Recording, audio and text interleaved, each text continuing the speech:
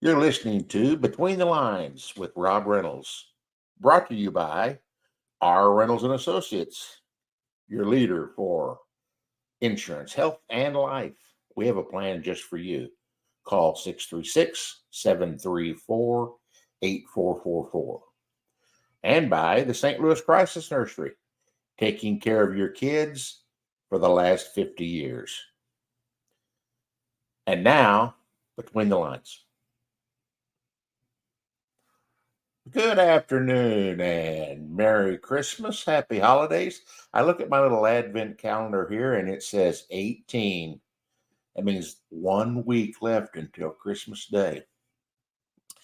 It also means that I opened it up and there was a chocolate in there. So it's been a good day so far. What I wanted to talk to you about today was about moms. Moms kind of run the show. Dads just kind of hang around, but moms run the show. At least they did at my house. No doubt about it. Now, my mom was the judge, jury, and executioner of any event that might happen in our little lives. And that Electra 225 and Olds Cutlass was the courtroom, also the jury box and the execution room. So it had it all right there in one place. But what I wanted to do is talk to you about some things that I look back on and I think, well, that was odd that she said that. And maybe that happened with you too, and maybe it'll put a little smile on your face. My mom was the master of the backhand. Now, if you said something smart, she wasn't going to get in a big deal about it. You just have a backhand. And she was quick. She was quick on that backhand.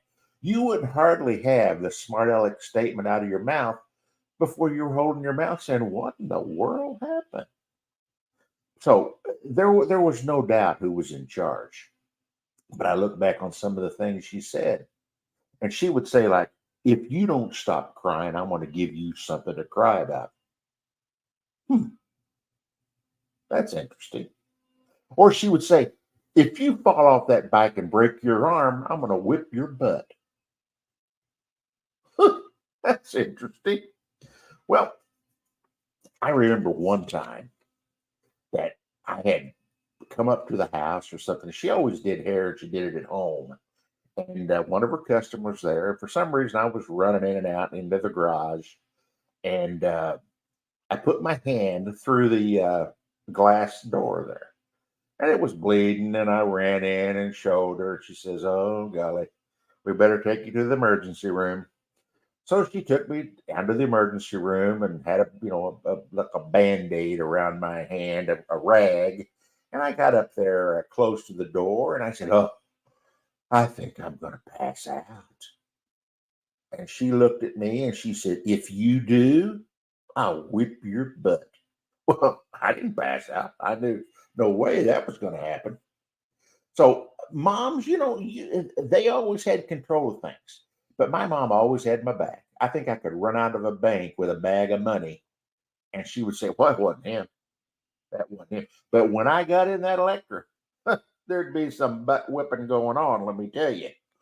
Well, let me tell you about one incident that happened that it's unbelievable, but it was very, very vivid in my mind. As a kid, I took piano lessons. And every once in a while, you would have a recital. In fact, I think you had one about every year in the spring. And the lady that gave me piano lessons, she's gone now, but she had been giving lessons for about 400 years when I was doing the piano lessons. So she was certainly up on her trade. She knew what to do. And she'd have these recitals. And of course, recitals were totally by memory. And she would sit on the front row and she had everybody's music there just in case something went wrong, like bad wrong, like, you didn't know what you were going to do. But I remember going up there and sitting down and had my little suit on, little tie. I looked good, I have to tell you. And I started playing and I just went totally blank. I didn't have an idea what I was playing. I didn't know if I was playing Claire de Lune or chopsticks. I mean, I just was totally blank. So I thought, now, you know what? One thing is you got to be pretty adaptable when you're at these recitals. So I just started playing whatever I thought I needed to play. I'd play scales, I'd play chords, I'd play chops. I played everything that I thought I ought to play for about 3 minutes. I looked down there and she was just gasping, trying to find a Kleenex. But and she just got more beside herself and more beside herself. Well, I finished my little ditty, got up, took a bow, and then I went down and sat down. Well, everybody clapped, said, "Oh, Robbie, I'm so pretty." Well, we got to the end of the recital. They always have a little reception there where you'd have reception. You'd have punch and cookies, and everybody that was in the recital was in a line.